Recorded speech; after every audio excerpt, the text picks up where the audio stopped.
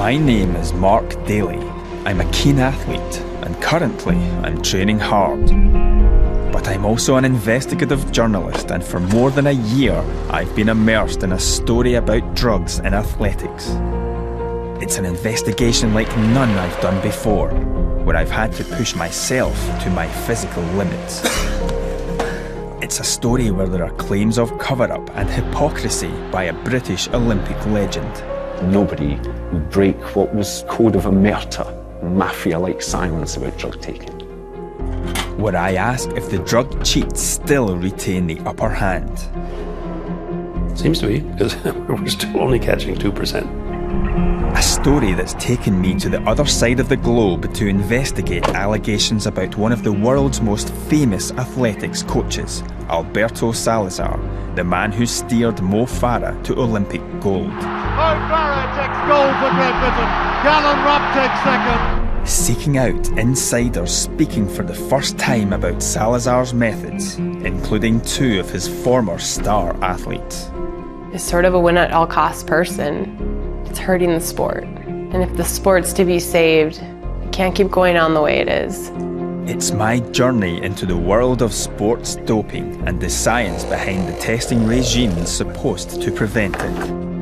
Where the only way I could truly understand it was to become a doper myself.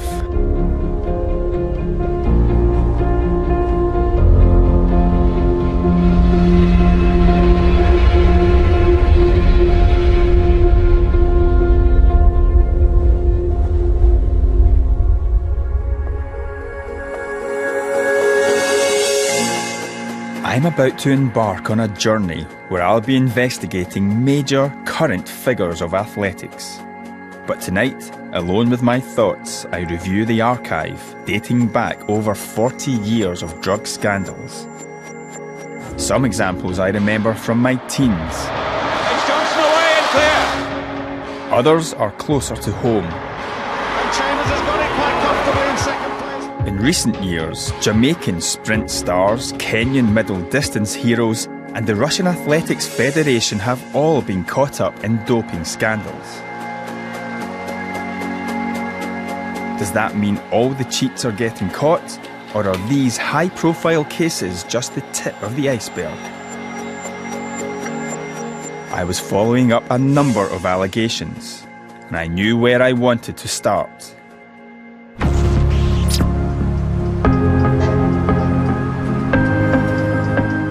My first port of call is the organisation at the front line of the war against drugs in sport, the headquarters of WWII, the World Anti-Doping Agency. I've arranged to meet the man who was the founding chairman of WWII, and if anybody knows how hard it is to catch the cheats, it's him. It's a people problem, it's not a system problem.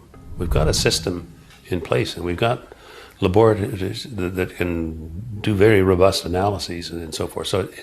But if people don't want the system to work or don't care if it works, it's right now it's too easy to get away with that. Even today, it's easy to get away with doping. Seems to be, because we're still only catching 2%. I think the technique of doping has improved. You're thrown back more and more on investigations, more and more on whistleblowers. The perfect example of that is Lance Armstrong. So I'm the most tested athlete on the face of the planet, and that proves that I'm not using drugs. All it proves is that he hasn't been caught. The Lance Armstrong story brings back bad memories for me. Planet Armstrong has arrived in Paisley, and it has literally brought the town to a standstill. When Armstrong came to Scotland a few years ago, I was the only one in the newsroom with a racing bike, so was duly dispatched to bring back the interview. Congratulations on your tour performance, and you're also riding in the Tour of Ireland next week. Yeah. Well, best of luck, and I'll see you on the road. Yeah. Starstruck, not my finest moment as a journalist. When the truth came out about Armstrong, I was devastated, but it didn't diminish my love for sport. Armstrong had sailed through hundreds of doping controls. If Dick Pound is right, and only 2% of dope tests annually are positive, Lance Armstrong can't have been the only big fish that slipped through the net over the decades. It was insiders, not tests, which were the key to unlocking the secrets of the drug cheats in cycling. And in my investigation into athletics, I've heard claims from insiders from an era where drug testing was primitive and poorly managed.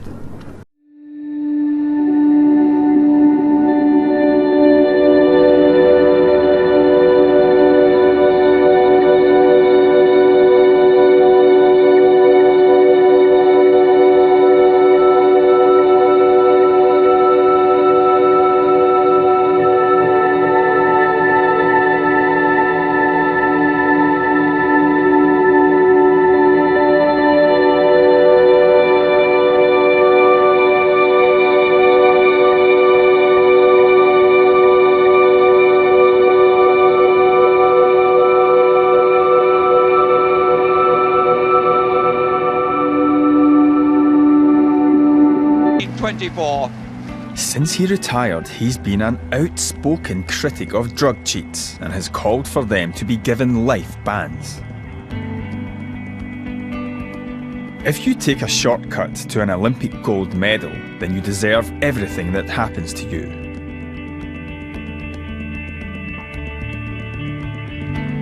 At last year's Commonwealth Games, he was given the honour of being the first carrier of the Queen's baton. Millions watched Wales take centre stage in Glasgow as an ambassador for the Games. A new generation of sprinters looked honoured to receive their medals from a sprint legend. But there are questions over whether he won his own medals cleanly.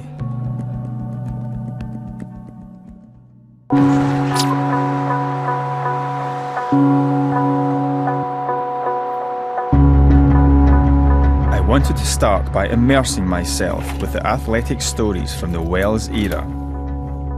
I find a series of 3 investigative pieces that appear in the Times newspaper back in 1987. One British international sprinter who's not named is quoted as saying, "If you're not on anything, it's like lining up on your blocks with plimsolls when everyone else is wearing spikes."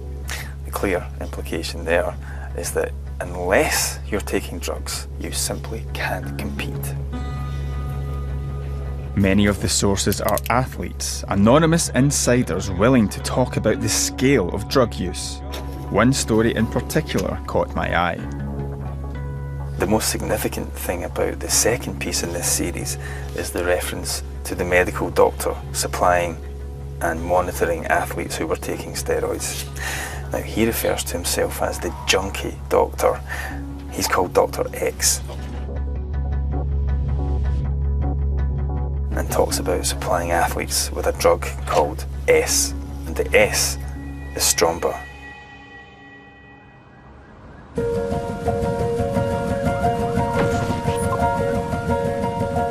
But the articles didn't reveal the name of this mysterious Dr. X or the athletes that he was allegedly supplying with banned drugs. I've come to London to meet someone who might be able to help. Journalist Andrew Malone worked on another series of stories about drugs and athletics during the Alan Wells era.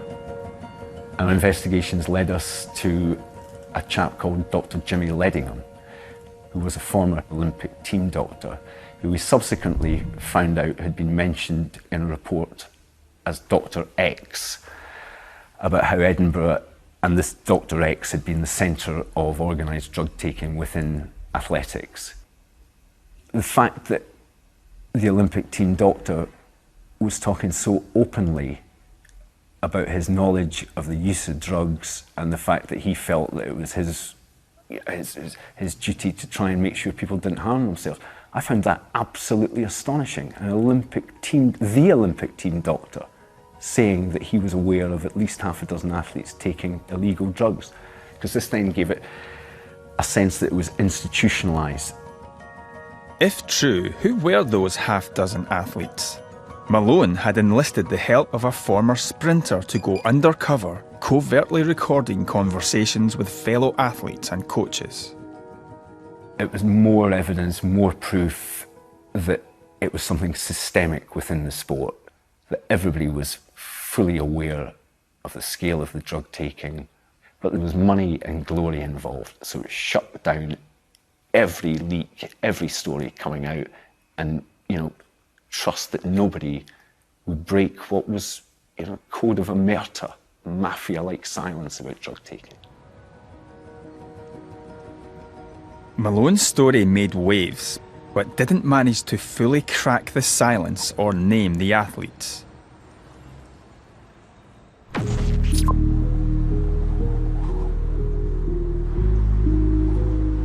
There was one man I had to track down, Malone's insider. His name is Drew McMaster.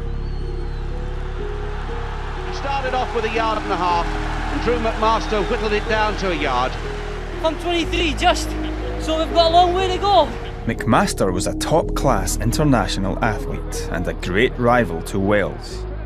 Together, as part of the so-called Flying Scotsman Quartet, they made history. Scotland win, second Trinidad, and third Jamaica. The first man with the baton in that race, David Jenkins, would later admit to using steroids during his career. So too, after years of denial, did Drew McMaster. And McMaster was a patient of Dr. X, Jimmy Ledingham. So what more could McMaster tell me? Jimmy's surgery was quite busy with international athletes. And of course, they weren't exactly in his jurisdiction, were they?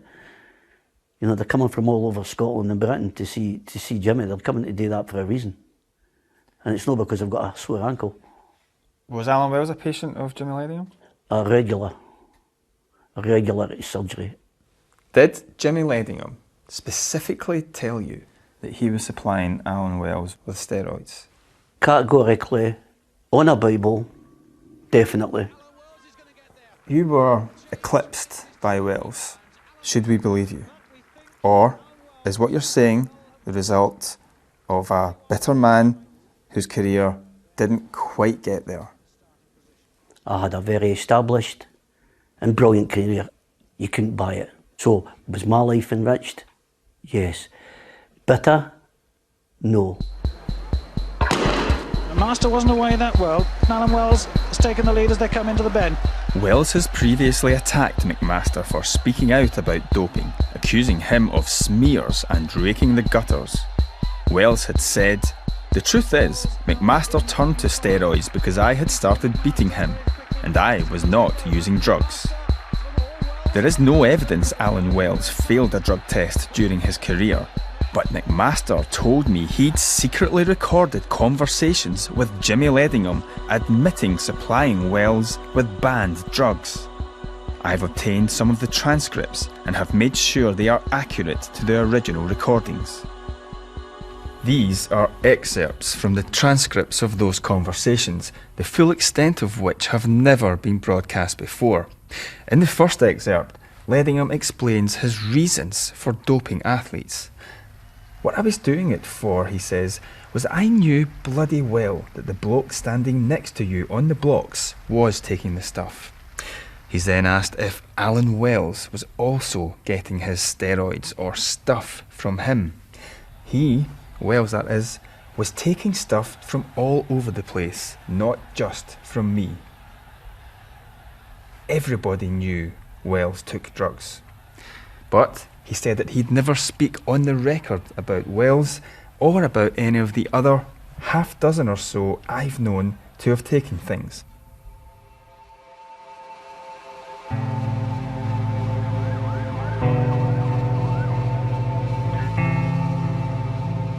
I found another insider, a man involved in Scottish athletics who was close to Alan Wells and to Dr. Ledingham.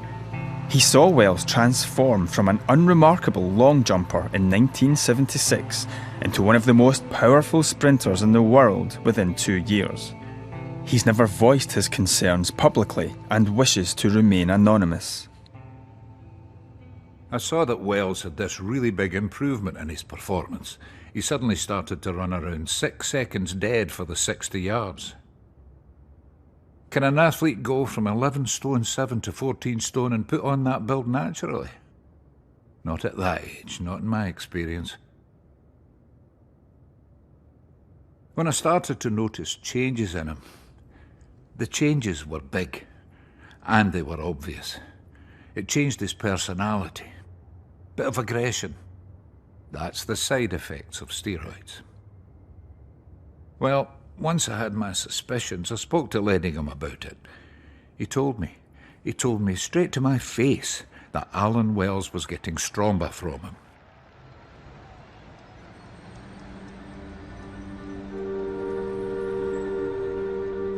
So how would an athlete avoid a positive drugs test in those days?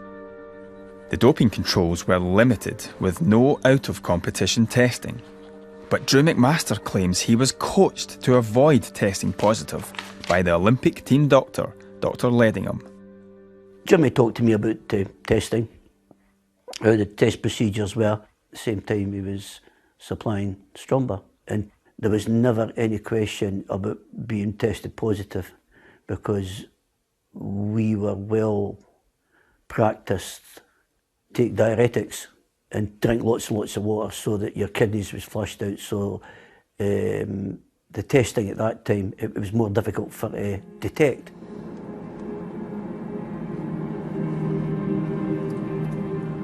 I want to interrogate these claims further, but the man at the centre of these allegations, Dr. Ledingham, or Dr. X, died in 1998.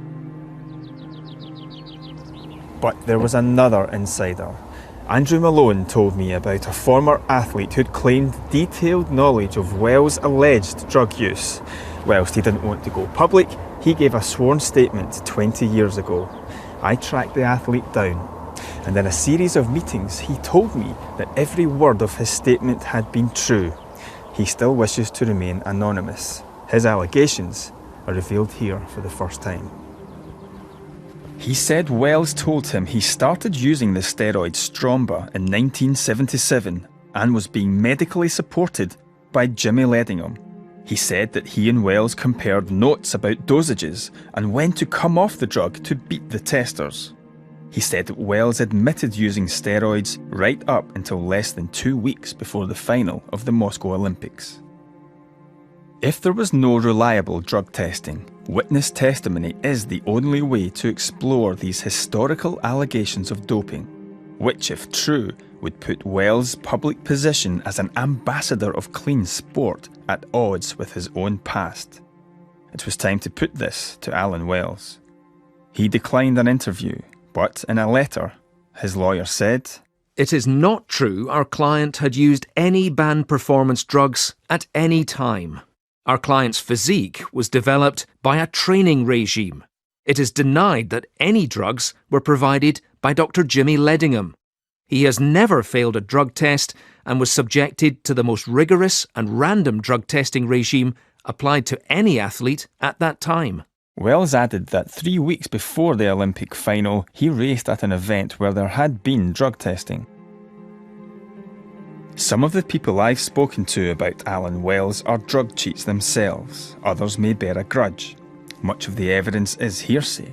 But 3 men who knew him well have made sworn witness statements implicating Wells, whilst a doctor is on tape admitting to supplying him with banned drugs. Only those who were there at the time can ever know the whole truth.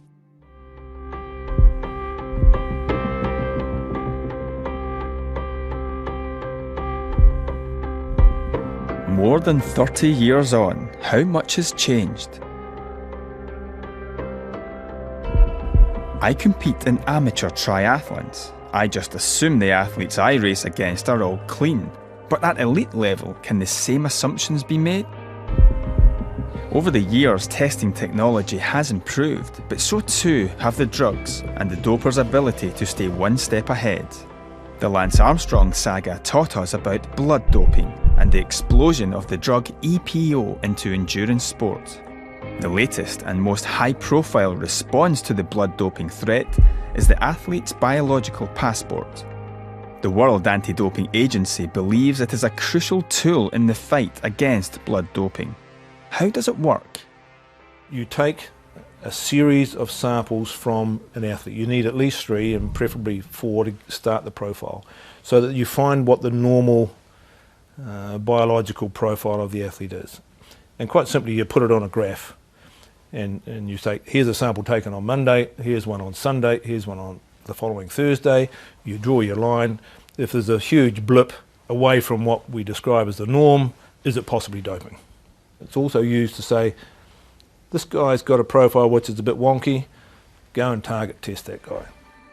But target testers have their work cut out, as injected EPO has only a short window of detection. The biological passport is designed not to look for the presence of the drug, but its effect on the athlete's blood.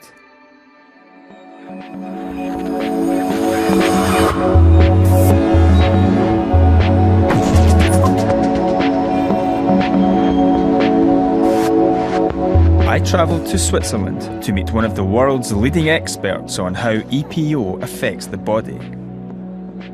Erythropoietin is a substance that is produced within your body, mainly in the kidney. It facilitates the synthesis of new blood cells. And if an endurance athlete started to take EPO? It will increase your amount of red blood cells. These red blood cells carry the oxygen that the skeletal muscle need for contraction. More oxygen, more power, the faster you go. It's pretty straightforward actually. The athlete biological passports can indicate that you have performed any type of blood doping. It will show that you have abnormal variations in your blood counts, that something fishy has got on. Some, including Karsten Lundby, have questioned the passport's effectiveness, but it is seen as the best way to catch blood dopers.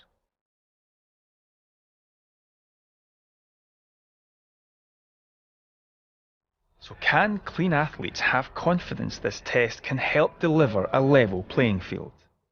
To find out, I've come to a decision that I've not arrived at lightly.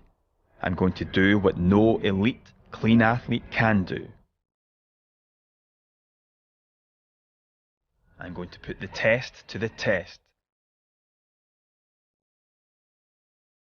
by becoming a drugs cheat myself.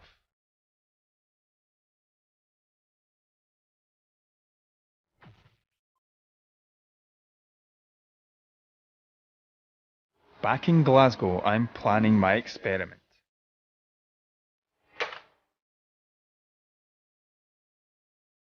But without a compliant doctor to prescribe the stuff, how would I get my hands on it?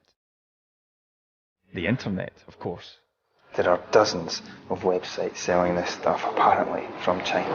I don't know if it's genuine, I don't know if this stuff would ever arrive, but I'm going to give it a try and push the button and order some.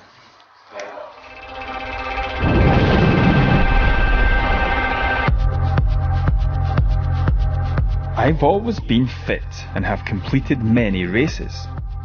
But for the past 4 months in the run-up to my experiment starting, I've been working with a coach so that I can get fitter than I've ever been. I do this so that when I do start taking EPO, I should be able to tell that any big or unusual improvements I make will be down to the drugs. I knew I had to push myself to my limits.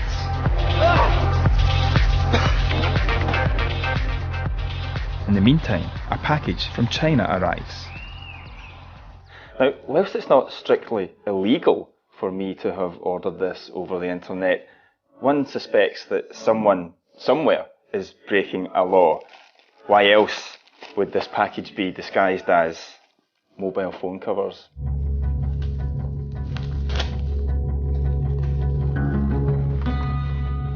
Black bin bag, not exactly pharmaceutical packaging. 2 boxes, 5 vials of 3,000 units of EPO in each box. It certainly looks the part. We had it tested, and it was indeed genuine EPO. I was good to go. I'll have my bloods taken every week, and for the first 3 weeks I'll be drug-free. I found a source within the anti-doping world who will run my blood values through the biological passport. I'm training hard in preparation for a scientific performance test called a VO2 max test, which will tell me how fit I am as a clean athlete.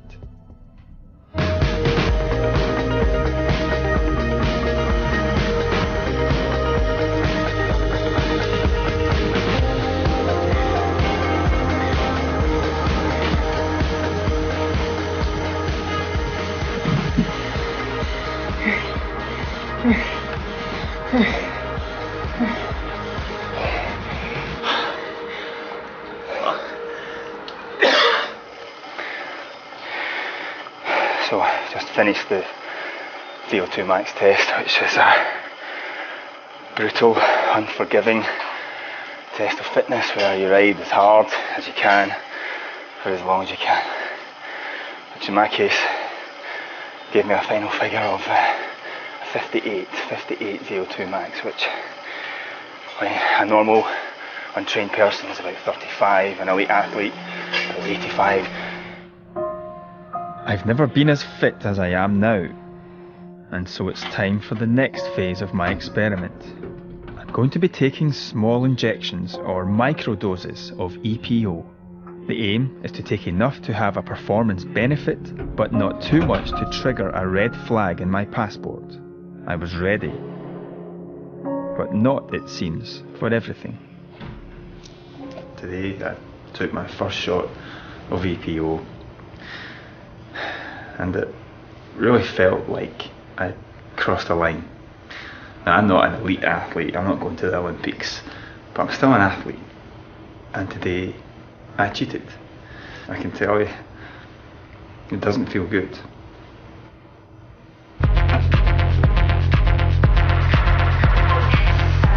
As well as having my bloods taken, a doctor is closely monitoring my health while I do this. But unlike Lance Armstrong, I don't have a scientific entourage helping me avoid the pitfalls. I'm on my own. Tonight it was a 3-hour ride. It was a training session I wasn't looking forward to at all. It's dark, it's cold, my legs were sore. I knew it was going to be deeply unpleasant. Except it wasn't. It was so easy that something just wasn't right. And by the end of the ride, when I should have been wasted, I was fresh as a daisy. I'm training hard, but deep down I know my gains aren't real. I think I'm beginning to get an insight into what it must feel like for a real athlete to cheat, even though I'm not competing. I've never used performance-enhancing drugs before, and once this is over, I know I never will again. I stopped riding with my friends now because, well, it's embarrassing. Because how would I explain why I've suddenly got so good? During this experiment, I pushed my body to the limits. I feel as though the drugs have worked, but I'm returning to the science lab to find out for sure.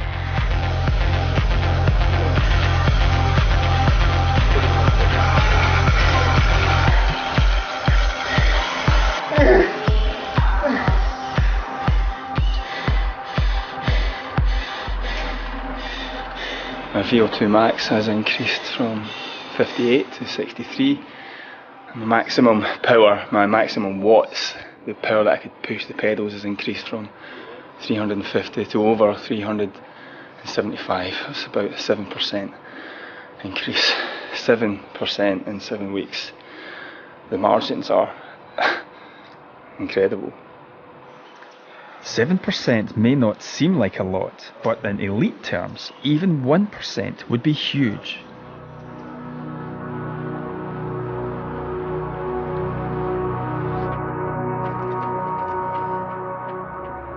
The point, though, wasn't to see if the drugs worked, it was to see if I could get away with it. I'm now into the critical phase of the experiment where the passport is most effective. It's called the washout phase. I've stopped taking EPO, so my body will naturally want to reset my blood values to normal levels.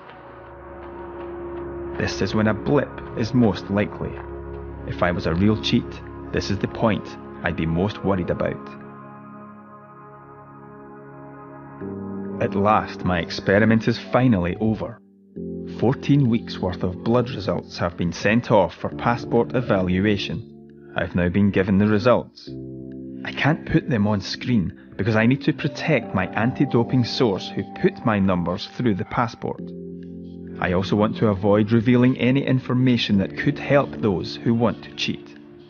I'm surprised by the results, but need expert confirmation.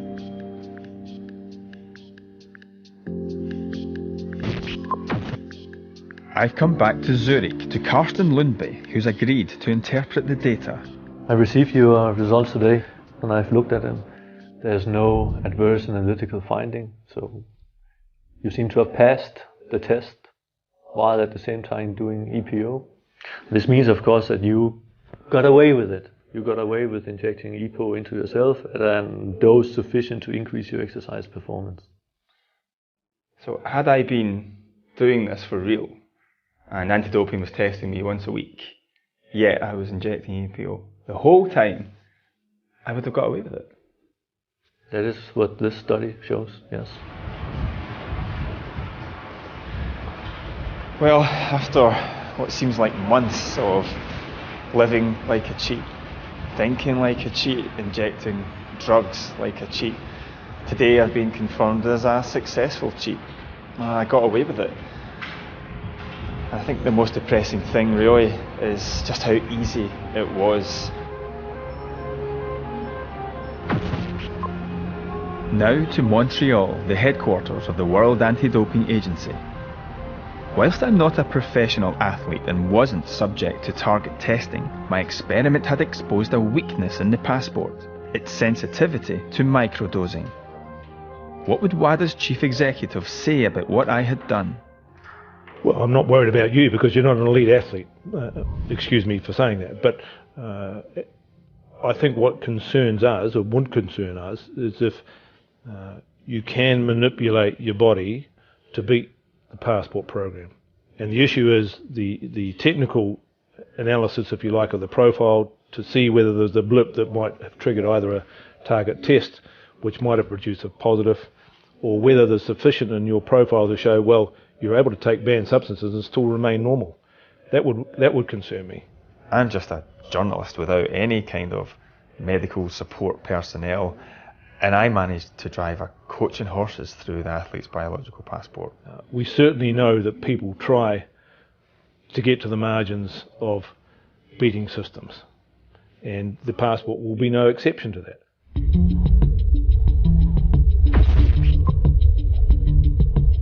Back in Glasgow, it was time to take stock. My experiment was over, and it had shown that it was still possible to cheat and get away with it despite improvements in the testing regime. Leaving EPO behind, I now needed to move on to a different phase of my investigation. I'd received a tip-off about a famous coach with strong links to the UK. It was time to get back to athletics. Can it be a 1-2 for the Salazar group? It looks like it. It's Mo Farah takes gold for Great Britain. Gallon Rupp takes second. Alberto Salazar has trained them well and they have produced the goods for him. This historic 1-2 was coach Alberto Salazar's crowning moment of glory. So who is Alberto Salazar? He's a US athletics legend who once ran himself unconscious winning the Boston Marathon. He's the head coach of the world's most prestigious running camp, the Nike Oregon Project, home to Mo Farah since 2011. His coaching philosophy involves intensive training and the use of the latest scientific techniques. And he's been a consultant to UK athletics since 2013. None of the Oregon Project athletes has ever tested positive, but I've been hearing claims about Salazar's methods, and if I'm to explore the allegations, I would once more have to rely on witness testimony. And to help identify those witnesses, I've been collaborating with the US investigative journalism organisation ProPublica and its award-winning reporter, David Epstein. It was time to go stateside.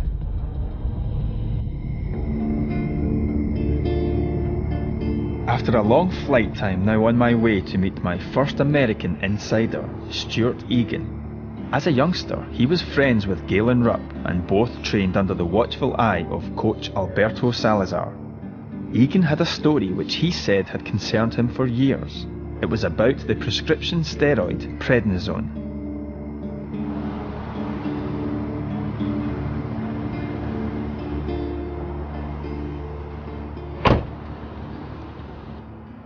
Galen, myself, and Alberto were outside of a hotel room in North Carolina for the national 2-mile high school championships, and we were going on our morning run, and Alberto said to Galen, "Have you taken your prednisone yet this morning?"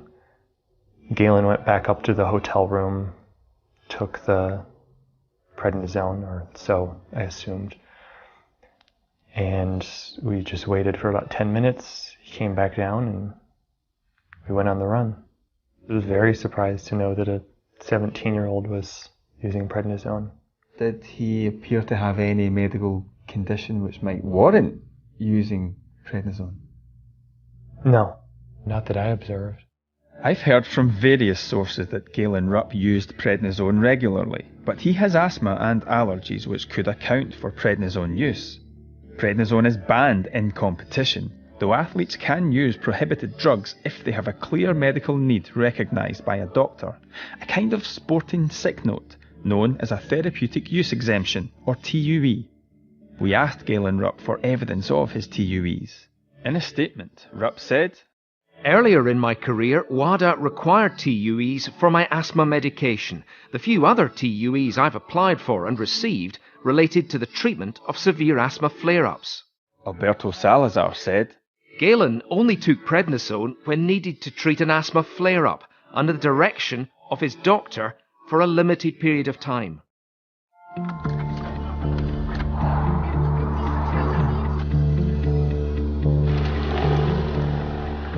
I knew Salazar had been the coach of the American athlete Mary Decker-Slaney when she tested positive for the banned steroid testosterone. They both denied any wrongdoing. But then I came across something else, a speech by Salazar describing his view on drugs.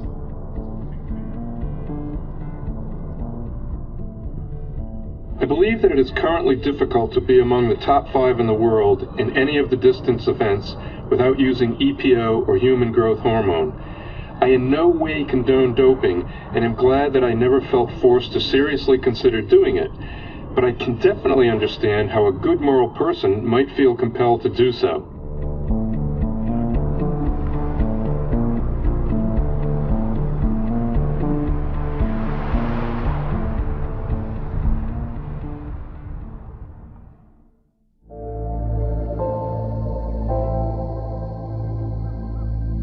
An early morning run, and a chance to reflect. I'm intrigued by what I'm discovering about Alberto Salazar. He's now established as one of the world's most successful coaches, but I was hearing stories about banned anabolic steroids being found in the Salazar camp.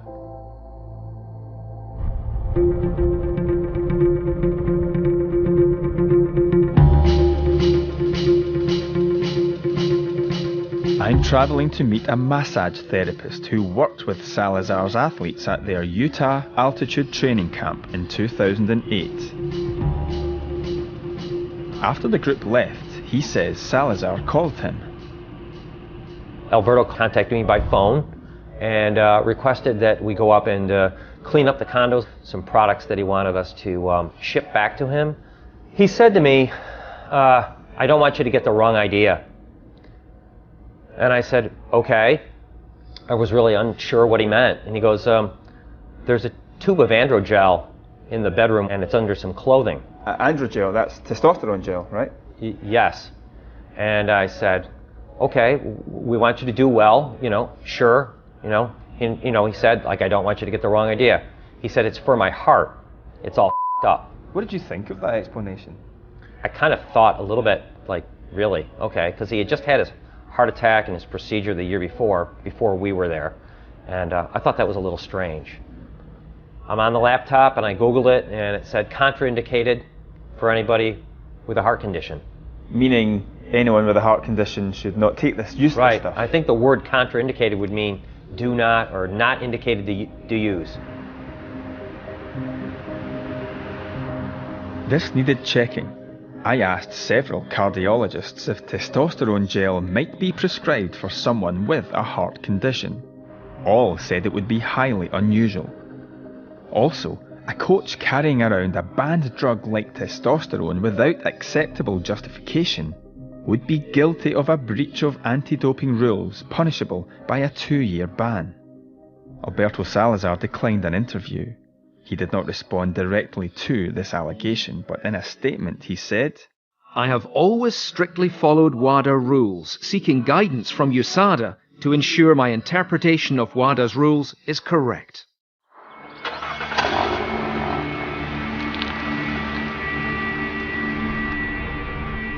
What I'd heard so far had come from people who hadn't been directly involved with the Oregon project. I'm travelling to Portland, where the project is based, to meet someone with inside experience. He was a runner who worked with the project for several years. We're calling him Mike, but he doesn't want to be identified. In 2007, he says he was feeling run down and went to see Dr. Lauren Myrie, the Nike Labs head physiologist. So I did a blood test at Nike. Thyroid was low and testosterone was low. Dr. Myrie suggested that I go see an endocrinologist that Alberto works with, that most of the athletes work with, to get testosterone and thyroid. He told you that you should go see a doctor to get put on testosterone, as well as thyroid drugs. He did, yeah. He said, well, this is what Alberto does. You'll feel better and you'll be able to train better. And so then I said, well, isn't that cheating? And he goes, well, no, I mean, Alberto does it. I did mention something about being tested. Well, wouldn't it test positive? He said, no, we'll get you into the normal range. I talked to some people that know sport. They started to put words to it. Oh, that's microdosing. That is illegal. That's a smart way to cheat. Just give yourself small boosts of testosterone to keep you in a legal limit. I was shocked. Like someone punched me in the stomach.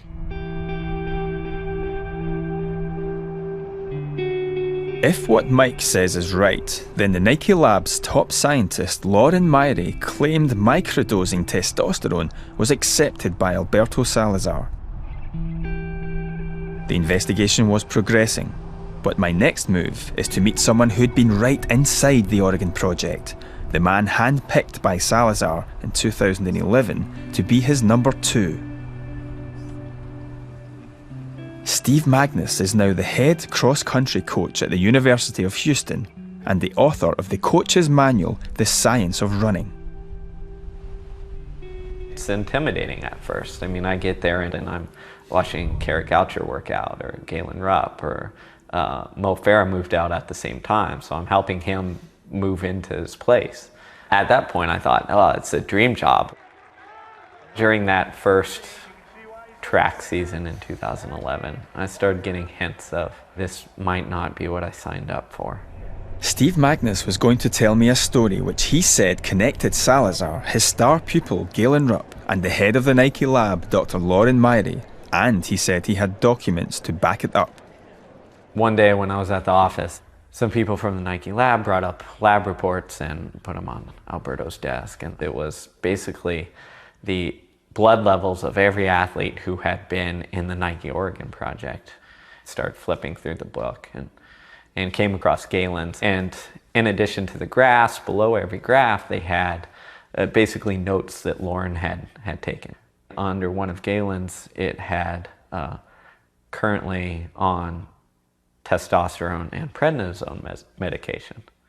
And when I saw that, I kind of jumped backwards. I was like, wait a minute, like on testosterone medication. Testosterone, it's obviously banned. And I mean, I knew that, everybody knew that. When I looked a little further, I saw it was all the way back in high school. And that was incredibly shocking. At that point, I actually took a picture of it, wanted to essentially have evidence in case something happens. And when I asked him about it, I was like, hey, Alberto, I came across this. I'm just a little bit concerned. And he looks at it, and he's like, oh, Lauren Myrie, like, he's crazy. Like, we didn't do that. And that was kind of the last I'd heard of that. Could it be possible that this was an isolated incident? There were multiple little things that kept adding up. To me, it was indicative of a culture. This document suggested Rupp was being given testosterone in December 2002. It's unclear for how long. WADA rules today say athlete support personnel involved in doping someone as young as 16 could be liable for a lifetime ban. We would have put this to Dr. Myrie, but he died in 2012. Both Salazar and Rupp strenuously denied that Rupp had ever used testosterone. In a statement, Salazar said the legal supplement Testo Boost had been incorrectly recorded as testosterone medication. The allegations are based upon false assumptions and half-truths. Rupp added, I am completely against the use of performance-enhancing drugs. I have not taken any banned substances, and Alberto has never suggested that I take a banned substance. I'd now heard concerns from various sources about testosterone in the Salazar camp. But then Magnus told me something else about the use of this banned steroid involving Salazar's son, Alex, with whom Magnus shared an office. He was talking about his dad who asked him to do these tests. And one of them was testosterone. And he explained that they, went down to the lab, rubbed some testosterone, took a test, rubbed some testosterone, took a test, and they were trying to figure out how much testosterone would trigger a positive test. And his explanation was that they're worried that someone could sabotage them. I mean, someone could rub some cream on them after a race, and then that would trigger a positive test. You'd have to have an insane degree of paranoia to accept that, right? I mean, it's why are you fooling around with something like testosterone anyways? So you didn't accept that explanation? No, it seemed ludicrous. So what did you think the reason was?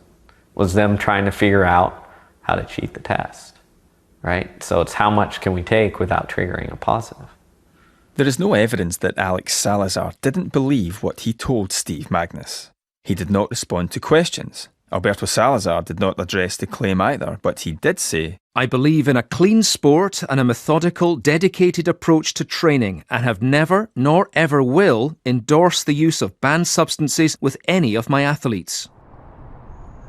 Steve Magnus left Nike after the London Olympics and went to the US anti-doping agency with his concerns. But now he says he's afraid of the professional repercussions of speaking out. It's incredibly scary. I'm 30 years old. I never would have guessed I'd be in this situation in my life. I never wanted to be in this situation. It'd be much easier to just shut up, do my job. I've got a good job, got a good reputation. You can't though, can you? No, I can't. Because I'd be living a lie.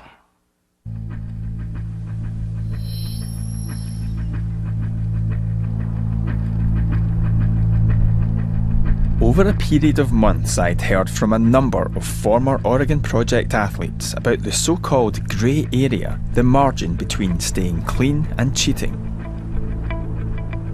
They talked about the use of asthma and thyroid medication.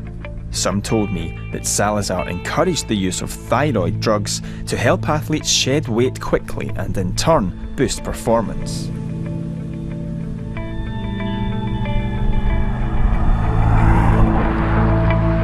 And it was this which led me on to my next insiders, whom I'd been trying to meet for months. I was getting ready to interview Adam and Kara Goucher, the pin-up couple of US track and field. Adam Goucher, looking good. The news will reverberate around the world of distance running today. Not just that Paula Radcliffe was beaten, but it was beaten by a superb performance from Goucher. Both Gouchers are Olympians, both former Oregon Project runners. Previously, Kara had spoken only in glowing terms about their former coach. But now, for the first time, she and Adam said they were ready to open up about why they left the Salazar camp. They talked first about an allegation of unethical behaviour by Salazar relating to Kara's long-term thyroid problem, for which she is prescribed a drug called Levoxil. Alberto was always unhappy about my weight after I had Colt. Like, it was almost as if I didn't have a child. I just gained 30 pounds, but he said, you need to just take some Cytomel This is a drug for thyroid stuff, yeah. Maybe 4 or 5 days goes by and Alberto brought me this prescription drug that I didn't have a prescription for. And you kept the bottle all this time? I did. It has Alberto's writing on it, clear as day. Cytomel. So this is Alberto's handwriting? Yes. So did Alberto know what type of prescription you had? Absolutely, he knew what I was on. Did you take them? No. Thyroid drugs are not banned, but some anti-doping agencies, including the UK's, want drugs like Cytomel put on the banned list unless medically necessary. And here's why. A routine check on a drugs information website shows that they are strictly not to be used for weight loss, and that large doses may cause serious harm to health. In his statement, Salazar said, "No athlete within the Oregon Project uses a medication against the spirit of the sport we love.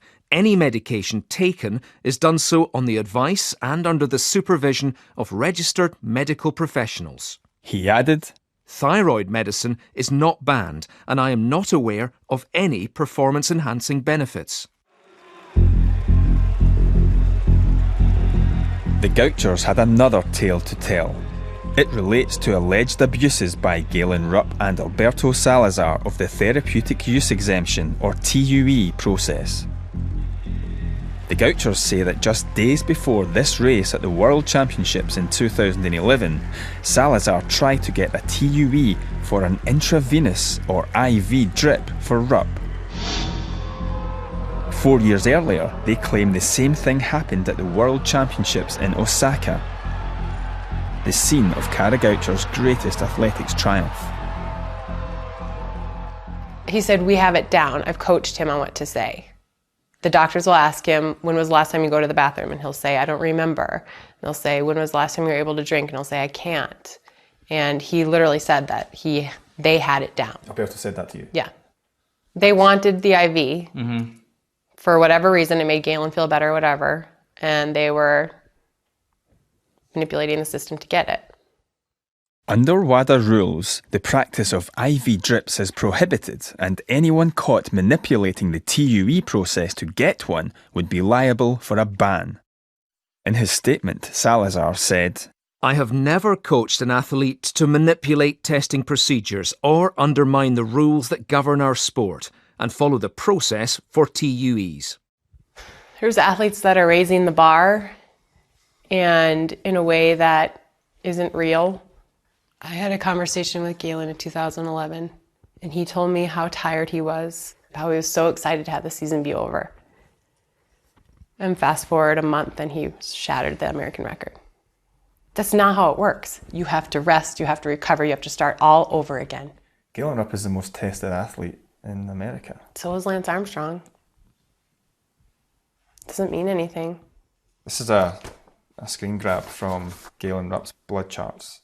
It says presently on testosterone medication. That's from 02. So he's 16. I think it's gonna break his mom's heart. There's no reason for him to be on that. I mean, that I can think of. I don't know. That's almost child abuse.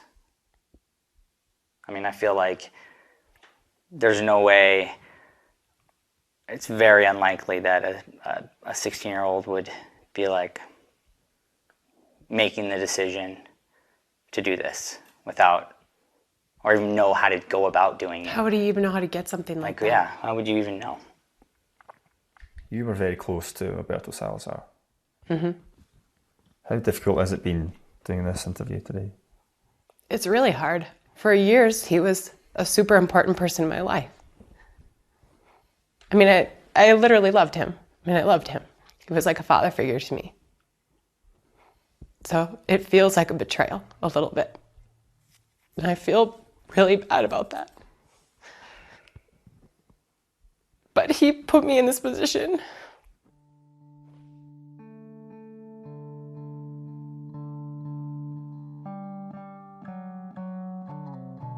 The Gouchers left the Salazar group and in 2013 took their concerns directly to Travis Tygart, the US anti-doping agency chief and the man who brought down Lance Armstrong. Including the Gouchers, we now know of at least 7 athletes or staff associated with the Oregon Project who say they've gone to USADA with concerns about alleged illicit practices and unethical behaviour. In a statement, USADA said it takes all reports of doping seriously, and we aggressively follow up on every report, but we do not confirm or deny the existence of any investigations.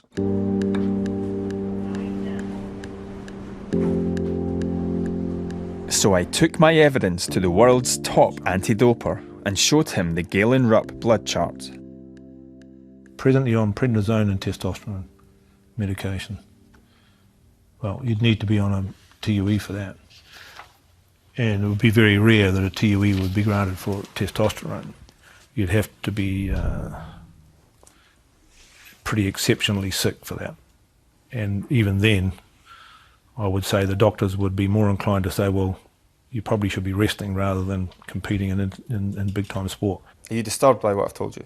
Totally. I mean, I would be not only disturbed, I'd be very disappointed. And that's why I think it needs to be scrutinised by us as an independent body. In this programme, you've heard allegations about banned drugs and unethical practices involving Alberto Salazar and his star pupil, Galen Rupp.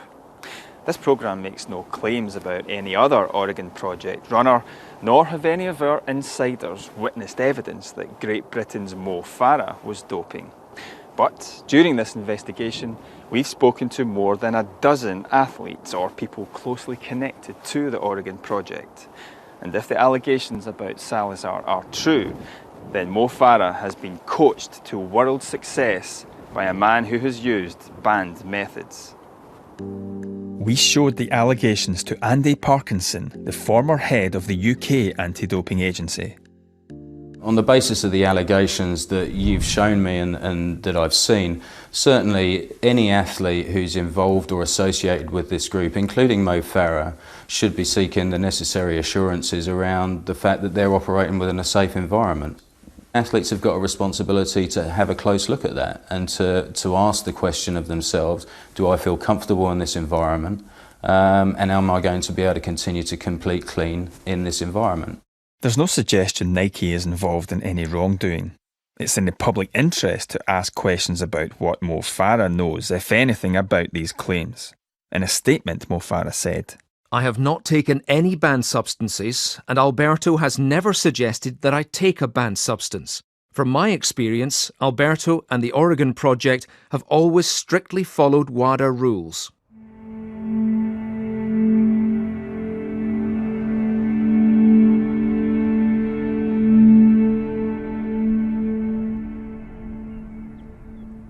In this journey, I've learned drug testing alone isn't enough to keep sport clean. My investigation would have got nowhere without the testimony of the athletics insiders who spoke out. I'll look at sport with different eyes now, but I'm sure of one thing. I've an even greater respect for those athletes who choose to compete clean.